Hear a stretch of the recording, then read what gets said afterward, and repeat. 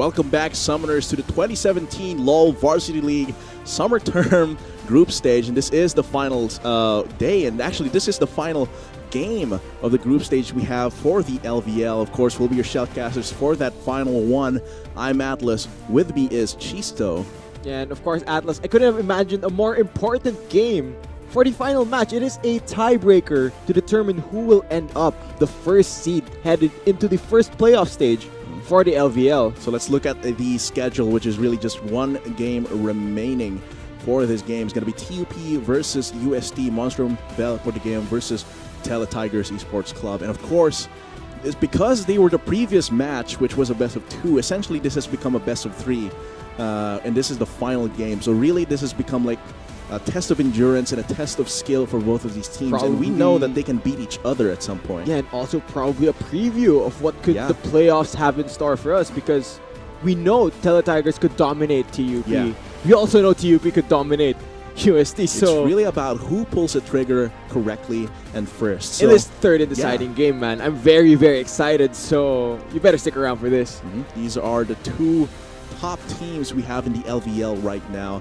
The experience, the skill, both macro and micro-wise for both of these teams, and all of their players have shown so much that they have lit the skies pretty much every evening when we have the LVL. And we're going to see how it all comes together in the final day of the group stage before we get into the playoffs. Yeah, and now we're headed straight into the final drafting phase of the LVL group stages, and now both teams have seen what each other can toss at the other. This is the final point where they have to strategize for the group stage. And seems like the bans will be exactly the same as last game. Yeah, and that's really normal for both of these teams. And Caitlyn now being hovered by TUP, and this does work out in their favor in the first game. Na'Vi absolutely performed very consistent on this Caitlyn, just acting as that late game hyper carry, abusing Caitlyn's range, her sieging potential, and her damage as well. And for UST, they're going back to comfort here. It's still open. The combo, the high synergy combo of Xayah and Rakan is still open. We'll see if they'll still pick up Rakan as their support, but I wouldn't be surprised if they locked into Xayah here. The Jarvan, also one of their key champions here, but TUP will be seeing what they're bringing out. They're bringing out the Shyvana. Oh, Shyvana, that is interesting. Very interesting. And the Shen. This is UST's winning formula. They've won in the Jarvan, they've won in the Xayah and Rakan, and they're sticking through this. And I really like this. They know they're comfortable on these champions, and they know they can beat TUP with these champions. So why not repeat it again? This is a great adjustment, considering there is a lot of pressure in this tiebreaker matchup. Definitely. And as for TUP, bringing out the Shyvana, and Shyvana as a champion relies a lot on the gold. She needs to farm very heavily in the early game in order for her to be effective towards the late game. And if she isn't able to get the luxury of farming, she really just gets shut down once the late game comes. And that's just really one of the points of contention you can think about in this, because this is a new pick to bring out today, and it seems like the Trundle might also be the lock-in, possibly going on the top lane, the jungle, but it could be the Shen support as well. That is very possible. As for UST, sticking to their guns, there's going to be the Xayah, Rakan for Karis and Kresho. As for the mid lane, Sarah will be locking in the Corki. I actually do believe UST stuck to what won them the previous game. They have the Maokai, they have the Jarvan, Xayah, Rakan. Is the Corki, even though it wasn't banned out, they feel like they need something different for this game, and that's the Corki, as they ban out the Syndra and the Morgana. So they're really locking out a lot of these lockdowns and assassins that Monstrum Bell for the game could bring out. Yeah, and this is going to be very, very exciting. Look at the amount of frontline from Monstrum Bell Game, Technological University of the Philippines. 4 tanks and a Caitlyn. That's a lot of beefy champions they'll have to go through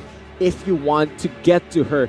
As for Tigers, they do have that potential to dive the backline. A well-balanced team. They have the Corki for Poke and the package engages. They have Rakan to start these absolutely explosive team fights. And their dives too. They have the Maokai and the Jarvan, just tank line dived in the backline, and Xayah as well for the kiting. So both team comps looking extremely solid. I think this will all come down to execution as we head on to the Rift. And the thing with the tanks that you've mentioned coming from TUP, they all, most of them deal substantial damage as well. Shyvana, Trundle, and the Vladimir all are quite big threats. But of course, we'll see how all of that plays out here in the final game of the group stage of LVL. As we load onto the Rift here, this is UST Teletigers Esports Club versus TUP Monstrum Vel Prodigeum. And this is such a substantial match, one of the most important matches today, actually. And we'll be seeing how they play out their level 1s. Oh man, I'm so excited for this. Of course, the tiebreaker match.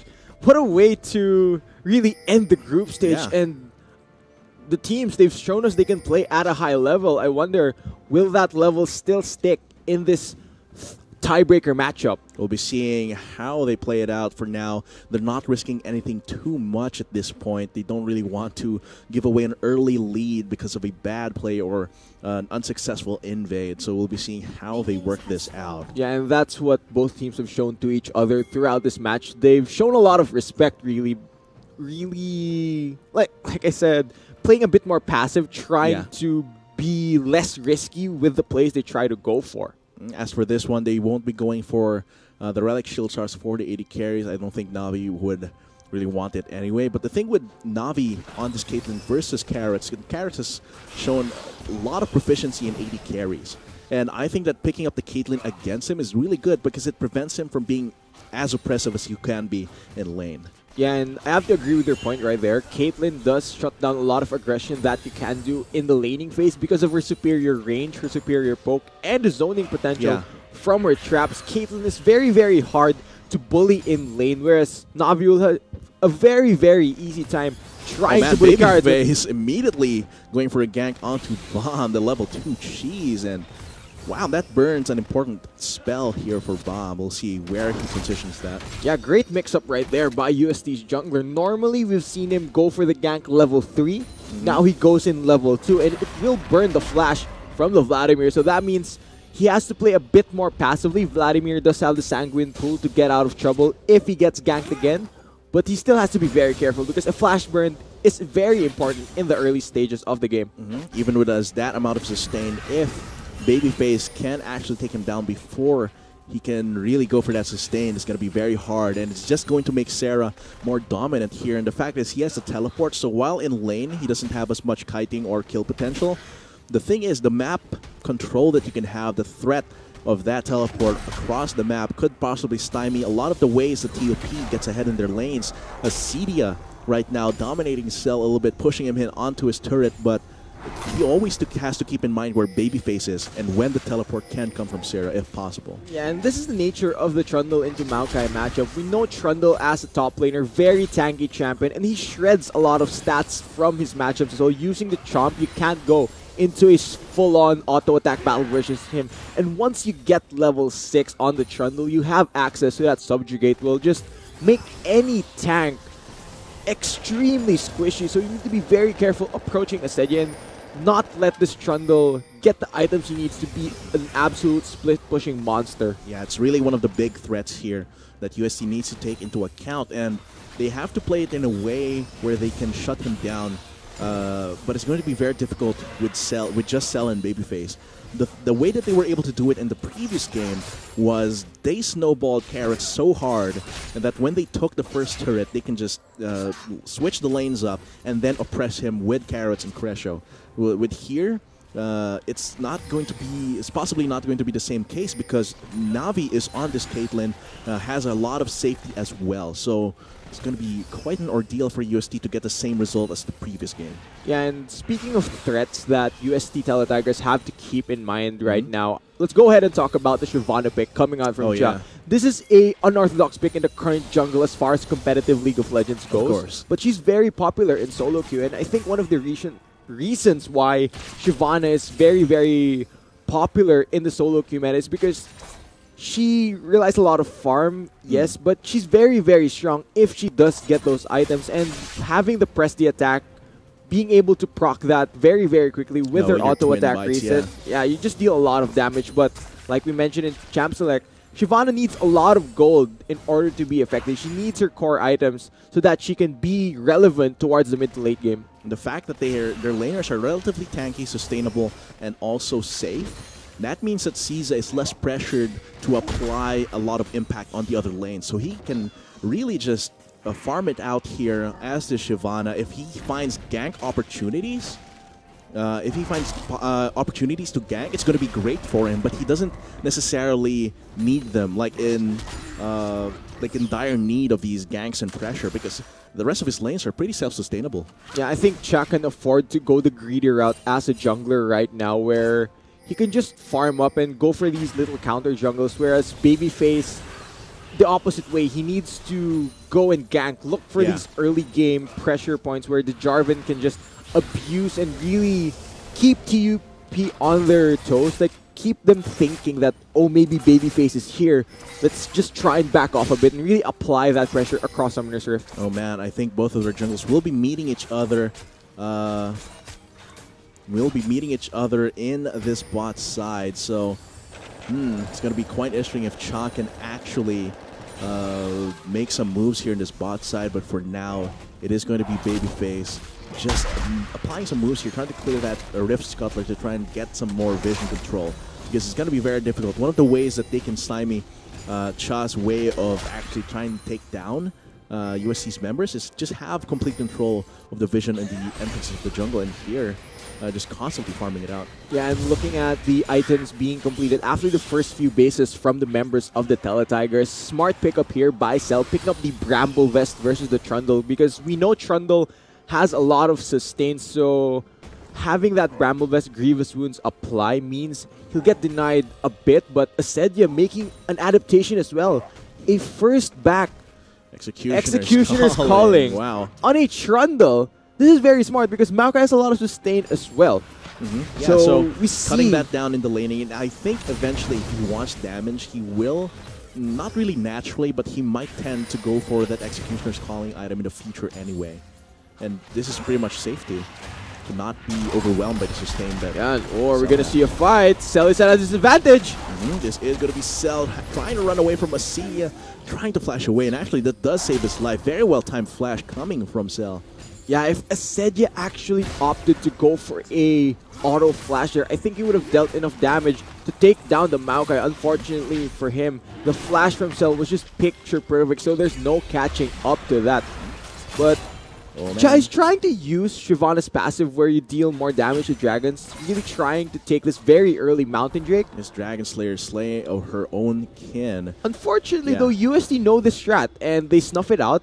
They're able to quickly respond to it. Yeah, so he just backs off wisely, and it goes to show you, Cha is showing a lot of respect to the Teletigers, because normally you just go for that aggressive move and force that dragon down, but he isn't confident enough so that he just backs off. Yeah, there's just respect, because the way that UST wins a lot of their games, rather their games today, was that Carrots just popped off completely. And there, when you're caught being damaged by the Mountain Drake, you're in an area where you're vulnerable to AoE and the feathers. You just don't want to fight there, because there's the risk that Carrots might just take over the game by getting some kills from that play. Yeah, and we know both these AD carries can really take over the game. Whoever gets ahead first, because like we mentioned all the time, bot lane is an arms race where both AD carries are just grasping for as much gold as they possibly can to build these core items, these infinity edges, these essence reavers that they need to just dish out tons of DPS.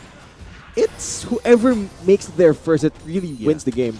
That's definitely a gold rush. What's interesting here is look at the CS difference between Na'Vi and Carrots. That's actually quite interesting to see from a Caitlyn being behind in CS from a Xayah, because that actually manifests in an extra call here, an extra Doran's Blade here for Carrots, which might be a big factor in getting to their power spikes first, as you've said. And I think that can be credited to UST Teletigers bot lane being the first to shove the wave into the tower. And because there's no deny mechanic in League of Legends, what teams would do to deny minions is just shove it to tower so that they can't last hit. So you generally deny gold. I think a dive might be brewing here in the bot side. Looking at the mini-map, Babyface is trying to make something happen.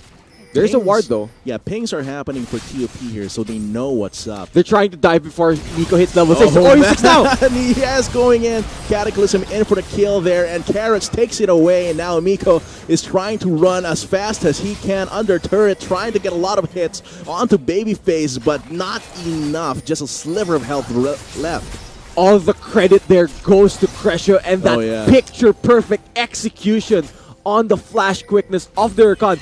There was no time to react from Miko. He leveled up, but unfortunately did not scale his ult fast enough to save his AD carry. So great timing on the dive. UST striking for first blood. Not quick enough on the draw is what happened for TUP there. Oh! But Cell's trying to go for something against Cha and That's Acedia. interesting. They could possibly take him away, but this is a lot of CC come from that Maokai and sustain as well. This is Rift Herald dealing quite a little bit of damage. I think they can actually take it, and Cell cannot defend this 2v1, but Cha is really trying his best, and they actually do take it, but not before TUP took that first turret in the bot side after such a great play. Okay, difference in strategies we're seeing right now. For TUP, they know that UST wants to play around their bot lane, but now TUP, they're putting all their cards onto Acedia. They're giving him the tools to carry. They're giving him more resources. They need this Trundle to get ahead, act as his main split pusher for TUP, and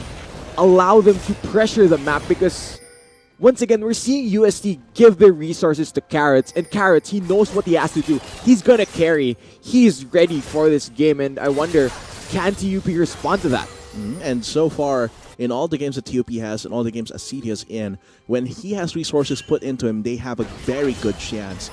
But Carrots is also a threat that's brewing up, so they have to be mindful of that. But seeing as how Cell is surviving the assault that TUP is bringing more than Navi and Miko are, this is a dangerous situation for for TUP rather. It is a very dangerous situation, but looking at both team comps, I really have to take note of the scaling of TUP. We know Caitlyn, once she gets 3-4 items, she's going to deal a lot of damage, and she's going to be very, very hard to reach. And look at the tank line as well. Shyvana, Vladimir, Trundle. Still very, very beefy champions. Very hard to take down, especially if you're UST. But I do believe UST now, they're hitting the power spikes that they need. Trinity Force onto Sarah, Essence Reaver onto Carrots. These marksmen are gonna hurt like a truck. And they are going to move around the map. They have the teleport advantage, so they can afford a 1-3-1 configuration. And this is quite oppressive onto TUP, and even though they have a lot of tools to counter that, and a lot of tools to actually just fight it out, ignore the split pushing, they still need to take into account what damage it can do to their structures. And this is actually very smart by the UST Teletigers. They know that Acedia will be a very credible 1v1 threat versus Cell, but put them against Sarah. The Trundle can't get close enough to the Corki to actually threaten him, so the lane assignments very well played by UST. They're gonna pressure TUP here, and I think they will be able to constantly just chip down the rest of the outer tier turrets from TUP. And for TUP now, of all times, you have to pull the trigger and not let this get out of hand. It's going to be easily getting out of hand if they don't respond. But here, Bomb gets a little bit of help onto his top laner. They're actually switching it up at this point, which is a very good adaptation from TUP, because earlier, because he got the early Executioner's calling, that's 800 gold down the drain against Sarah. So he doesn't really want to face off against that. And you saw earlier how Sarah was just constantly chunking him down under zone turret. So now they're switching it up, the configurations. And this will allow TUP to survive longer against the onslaught that UST is wanting to put out. Yeah, that's a really wise decision by TUP, showing their experience right there. But now it looks like UST, they've defaulted to this 1-3-1 configuration where they put their bot lane and jungler to hover around the mid lane. Now, Mountain Drake being started. There is double teleport on UST. Can TUP challenge this objective? They are pretty late though. It's already 2K. Really wants to go there. He doesn't have a blast going to go over, but he does have his ultimate and flash, but decides it's not worth it. What a quick secure right there, but it is just a Mountain Drake so far. A single Mountain Drake? Yeah. It still can be 10%? Managed? Yeah, it's manageable because the effects of it aren't visible enough when it comes to fights. And here it's going to be more on the siege side, but with how many battles we're seeing here, I love how they put their Trundle where Cell is. Oh, Dragon's gonna dive him. Cell, I don't think he has a chance of surviving this. Babyface is quite late to the party, and he does not have any mana. This could possibly just him falling for no cost whatsoever. Stopwatch gives him a few more seconds, but the Fire Breath just actually takes him out. Now Sarah will want to get revenge for his top laner and his jungler, and actually takes it away 2 for 2. Yeah, the double teleport punish right there. I mean, you have teleport top. You also have teleport on the mid laner. I don't think TUP can respond with an objective yet. Bam is shoving down the top lane, but I think UST have ample time to respond. So definitely not an aggressive time. move immediately countered by equal and more lethal aggression by UST. That does, however, spend a little bit of the resources that UST has, but look at that transition onto mid lane almost immediately. It's the Mountain Drake, dude. Yeah, it's Mountain Drake, 10%. Even then, that was a very low health tower, and as you said from earlier, that was because of all of their pressure, 1-3-1 across the map. They were able to chip down these turrets, and that's what happened there. That's the result there in the mid lane outer turret going down. Yeah, for UST right now, it's going to be a matter of having Cell avoid Asedia because you don't want to leave Maokai in a side lane versus the Trundle because Maokai will lose that 1v1 in any extended fight. Trundle is the absolute tank shredder, and Maokai is the absolute tank. So you really don't want to leave him in that matchup. So they need to be on point with their rotations, with their macro, have Cell avoid Asedia for the best he can. It's going to be quite hard, seeing as how TUP just knows how to respond to when Cell moves and when UST rotates around. And really, like as you said, Cell just really needs to avoid Asedia. Ice is very strong against that grass that Cell is putting out, however. And he is quite a potent split pusher on his own right, Asedia. So it's going to be, he's just ignoring him, just going straight for the This is just Trundle versus Maokai. Yeah, this is, in a nutshell, Trundle versus Maokai. I don't think he has any help coming for him, but he did put down Asedia enough to mid-health that he can't continue the split push any further than that. Yeah, like I mentioned, this is what you want to avoid if you're UST because Trundle versus Maokai, ladies and gentlemen. It's going to happen every time. That's basically what will happen. And he's just going to heal back up constantly because of he has the Bam Scepter, he has his passive naturally, it happens, and just unable to really finish it off. Cha is right around the corner. I think Cell was chasing him in hopes that Sarah would be able to help him, but he has his hands busy as well. Turret gets traded eventually by Carrots. Oh man, Atlas, this mid game, every team just trying. Nico could be a little bit of trouble. He doesn't have the Shadow Dash out. That is going to be a kill onto Sarah, one of the key players for UST. And look at all that damage he's bringing out. And I don't think the Sanguine pull into the rest of the damage that Bomb can have. Oh, the Guardian! He actually just lives, and he's trying to go for Bomb, but there's no more follow-up for that.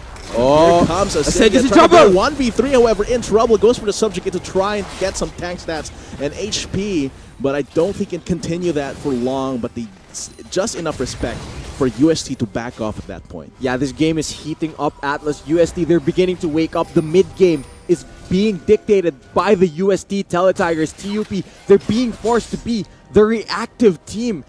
And man, that's a tough position to be in. Definitely. And here, UST, the Tiger, awakens, and they're just trying to go for these plays right now because they've reached their power spikes. Sarah has Triforce, Rapid Fire Cannon, Stork Shoes, 3 kills, and 207 CS. That's a lot of gold, and that's when they can start playing around. And same with Carrots, 2 kills and 188 CS. They both have substantial leads over their lane opponents, and they can actually just make these plays around the map and force some things. Yeah, but we're still yet to see Cha awaken on the Shyvana. When will the dragon descend onto the Tigers? Because generally dragons are stronger than tigers. Yeah. Well, east and west, but definitely this is going to be the point where we're going to have to wait for the point where these two completely clash with each other. When Cha comes in, all will burn. But when actually when the Tigers wakes up, it's going to be quite an opponent as well. UST needs to make a move. Yeah, just in general, it's like West is the White Tiger and East is the Blue Dragon. But anyway, bit of lore right there, folks. but it's still going to be quite difficult for UST to get through because, as I said, Navi, even though he doesn't have kills, he has respectable CS and can just zone out these complete areas with his traps. Oh, Miko needs to be very careful face checking these bushes. He's very, very squishy on the Shen, and the chain knockups coming from UST. Crusher with a grand entrance, the flag and drag combo from Babyface. You will just die if you're caught out of position. And man, the control, the patience being shown by the UST Teletigers here, not opting to go for an over-aggressive dive, just constant pressure being applied onto TUP. And TUP is not breaking under that pressure as well. They're constantly repelling the pushes that UST has, reacting to whatever rotations they have. Yeah, but for how long? Yeah, it's how long can this go on? And it's definitely a question because both of these teams have shown to be very resilient, even TUP, even UST, so it's really anyone's game right now. Their lead, the 3,000 lead that we mentioned earlier, is going to get smaller and smaller in terms of ratio. Yeah, definitely, and now things have kind of slowed down. That could change when one team goes for the Mountain Drake. That is an important, real objective that they have to take into consideration. Yeah, of course, now that UST already have the first Mountain Drake, if they secure a second, that means they can just rotate over to the Baron. But it seems like the back timers didn't work very well for UST there. They opted to retreat when it was up, and thus Cha actually gets it. So one Mountain Drake for each team just shows how really even the game is so far. Yeah, out-rotated right there, outplayed across Summoner's Rift, no kills happening, and who will this blue go to? Nice steal by Sarah. Sarah actually gets that, so that's actually really good for him. Just allowing him to spam those rockets over and over. The barrage will just keep coming, and UST I don't think will give TUP any breathing room just yet. Yeah, no. Going back to that 1-3-1 configuration, now that Cell's teleport is almost up. Yeah, but that 1-3-1 is extremely hard to pull off if one of those split pushers in a side lane is a Maokai versus a Setius Trundle. There is no world where a Maokai can 1v1 a Trundle. Definitely not. It's just even impossible. If you put two Maokais, there is no way. Definitely. But here comes Cell. He's not just balking under this pressure that Maokai, rather that Acidi is bringing out. Oh man, Carrots is in a little bit of trouble. Flashes away just in time with a Feather Storm, but Bomb still gets the kill. He has to dive onto the turret, but this is right now 1v2. That is going to be Sarah. Still deals a lot of damage. They have to be careful about it. He goes in with his package. He's still going for it. Navi will be the next target. Dealing a lot of damage, but the Dragon descends, dealing so much damage against UST. Sarah's trying to fight him away. Cell's trying to CC him, but he's way too strong. He's burning through the wood that Cell is trying to bring out. However, he is so low right now, and the sustain that Cell has actually stops that. For a 4-for-4 in favor, however, of TUP as he takes the second turret in that bot side. Yeah, messy fight right there. And Carrots, he got caught out. He was standing, and the Shadow Dash from Fog of War just catches him off guard. And with Carrots being down, that's one less threat for TUP. Oh man, yeah, break it down, Chiso. Look at this. This is perfect. Oh. The perfect catch and a critical mistake by Carrots. He gets taken down by Bam, and without an 80 carry, that means less threats for TUP. They can just go all in for this dive, but here comes Sarah. He's the Fed member. TUP needs to focus down the Corki, and they do eventually. Look but at that. At the end of all this, it is TUP that come out on top because Asedio was split pushing down in the bot lane, and he did pick up the tower. So great play from both teams. But TUP eventually comes out on top. But yeah, that was such a huge mistake there by UST. Could have been avoided with a little bit more vision and a little bit of caution on the side of Carrots, but it seems like right now they're picking themselves up, not losing a beat. They're still dancing around this Baron at this point, and because now that is a real objective that can be taken. Yeah, whoever gets the Baron Atlas, they will have huge another team fight. Babyface tries to go in with a dive, flashes away, but they're dealing still so much damage. Carrots with his feathers. That Cataclysm is actually helping out Cresho and Carrots with their kiting. Miko tries to go to get away, but he gets taken down. Now it's going to be Navi left. The trap might be in their way, but it's not enough of a deterrent against Cresho and the rest of UST. What a huge win for the UST Teletigers, and I think that will translate into them securing the Baron. They do have the Mountain Drake, and I do believe Cell is tanky enough to secure this. Aceita's gonna try and stop it. He has a teleport. He's using it to get over there. Looking at the replay, look at his team fight right here. Carrots is untouched, and he absolutely wreaks havoc. There's no threat onto the side, and he just shreds TUP. Also, Sarah died in the background. No, Sarah died 1v1. Yeah, 1v1 in the bot side. But in the end, that's how scary they are 4v4 without their most fed member. But however, look at Aceita trying to cancel their efforts here. Cresho actually survives still, and they're dealing a lot of damage from that Baron, but now Sarah teleports in, trying to save his teammate. Aceita does not succeed in trying to stop the Baron, but they do take a few lives of UST's members in the process. Now Sarah trying to kite away. Aceita is still alive, having to disengage because the rest of TUP are in pursuit. Okay, that is Baron off to the Teletigers side right now, but good job by Aceita denying the buff from at least 2 members, so that is a bit of breathing room. And now that UST Teletigers have to reset TUP, they have free reign over Summoners. So if this comp pushes very fast, Shyvana and Caitlyn will shred these towers, but Sarah is there to defend. And now that they have the Baron, they can siege on their own as well.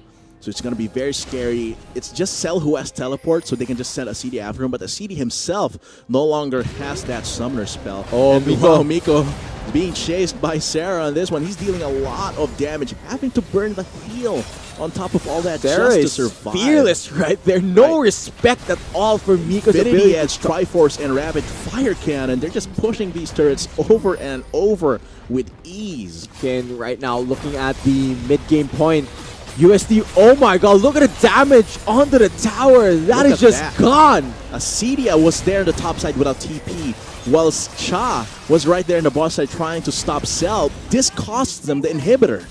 Yeah, and then the lack of engage from TUP. Because they don't have an ample engage unless Acedia gets a flank or unless Bomb can just get into the backline. Having no hard CC options means that if UST are able to set up a siege, TUP will have an extremely hard time trying to stop that.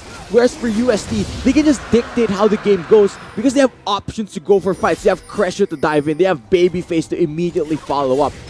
If UST wants to fight, they know they can fight. If TUP wants to fight, they need to work very hard. There's so many hoops to go through because, yeah, as I said, they have very few options. Oh man, you just jump over. However, that, as I said, is one of the few engaged tools that TUP has, and it's not even as reliable as what UST has to offer. They just have to get into a huge 5v5 brawl and hope that the constant auto-attacking and steroids that Acedia has and Cha can bring out can save them. Yeah, and this could be dangerous. Cresho. This is a lot of damage onto Babyface. Miko is still in the front of everything. Cha gets chunked down to 25% health. Babyface is tanking a lot of damage here. Could fall down. The turret is still wailing on the members of UST, but they are diving deep onto Miko, onto Bomb even, and Acedia is trying to run away along with Miko and Navi, but they're slowly getting taken down one by one. Acedia is fighting back, trying to be that bastion from Navi, but everyone's just flashing away, but I think it's inevitable. And that's an ace coming from UST, and look at Carrots right here pushing into this mid lane. 30-second death timers. Oh my god, on Sha. They can actually do this. This might be the game, very fast. This can be the game. 15 seconds on Sha and Miko. I don't think it's enough for it to defend this. This is UST winning the tiebreaker and securing the first seed, headed into the playoff stage of the LVL. At 29 minutes, they take the victory 2-1 against TUP. That was incredibly decisive, I should say, from UST because they knew they had leads in certain places. There were a few hiccups. Yeah, definitely. Shout out to Karen getting taunted down mid lane. Oh man, they didn't have vision, but that they recovered didn't matter pretty in quickly. the end because they immediately turned it around and just ran away with the game. And credits to the entire Teletigers for playing very, very cleanly. However, TUP was no slouch in that fight. Cha was dealing a lot of damage. Acedia was able to just constantly pressure the lanes where Cell was, and just able to stop that Baron, tried to stop that Baron. They bought his team a lot of time and removed 2 Baron buffs, but it wasn't enough in the end because that's just the pushing potential of the Baron. Yeah, but and look at Sarah. Sarah actually dealt the most damage there because he was so fed. He just had so much to bring out. and I think the largest factor that led to TUP losing is the lack of engage from their team comp. Not having that hard engage option. Not reliable. Not unreliable. Unlike UST's comp, they could play proactively and just go for these constant dives. Let's look at the final standing. So we have our top 3 locked in. Teletigers 11-2. Monster Vel Game from TUP 10-3, and AMA Retaliate at 9-3. And man, the rest of these teams, all of these teams actually have had such a great term in the first term of LVL. Yeah, and I'm excited for the next term, man. Yeah, but and I'm excited for the playoffs. right now, we have to look forward for the playoff stage. It will be the semifinals between AMA Retaliate Esports and TUP Monster Vel Protégame. So let's see be who quite will a be match. facing Yeah. UST in the final. It's going to be a long road. If TUP wants revenge, they'll have to get through AMA first. But of course, for the final day of the group stages of the LVL, BB and Shoutcasters, I am Atlas. With me is Chisto, and we'll be seeing you in the semifinals. Oh, Carrots! Oh man, Carrots is in a little bit of trouble. Flashes away just in time with a Feather Storm, got him! but Bomb still gets the kill. He has to dive onto the turret, but this is right now 1v2. That is going to be Sarah. Still deals a lot of damage. They have to be careful about it. He goes in with his package. He's still going for it. Navi will be the next target. Dealing a lot of damage, but the Dragon descends, dealing so much damage against UST. Sarah's trying to fight him away. Cell's trying to CC him, but he's way too strong. He's burning through the wood that Cell is trying to bring out. However, he is so low right now, and this is sustained. Flashes away, but they're dealing still so much damage. Carrots with his feathers. That Cataclysm is actually helping out Cresho and Carrots with their kiting. Miko tries to go to get away, but he gets taken down. Now it's going to be Navi left. The trap might be in their way, but it's not enough of a deterrent against Cresho and the rest of USA. Cresho! This is a lot of damage onto Babyface. Miko is still in the front of everything. Cha gets chunked down to 25% health. Babyface is tanking a lot of damage here. Could fall down. The turret is still wailing on the members of UST, but they are diving deep onto Miko, onto Bomb even. And Acedia is trying to run away along with Miko and Navi, but they're slowly getting taken down one by one. Acedia is fighting back, trying to be that bastion from Navi, but everyone's just flashing away. But I think it's inevitable. And that's an ace coming from UST. And look at Carrots right here pushing into this mid lane. 30-second death timers. Oh my god, on shot. They can actually do this. This might be the game, very fast. This can be the game. 15 seconds on shot and Miko. I don't think it's enough for it to defend this. This is UST winning the tiebreaker and securing the first seed, headed into the playoff stage of the LVL. At 29 minutes, they take the victory.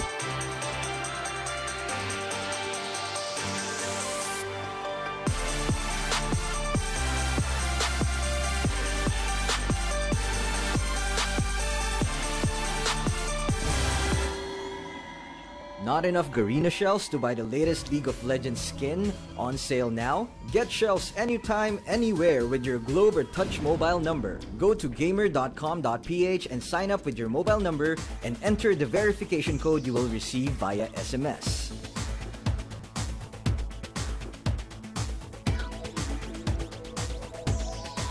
Log in and choose the game and pin you want. Check out to purchase the pin with your load or through your postpaid account and receive the pin on your phone instantly. Never miss a sale on your favorite League of Legends skins and champions with Gamer.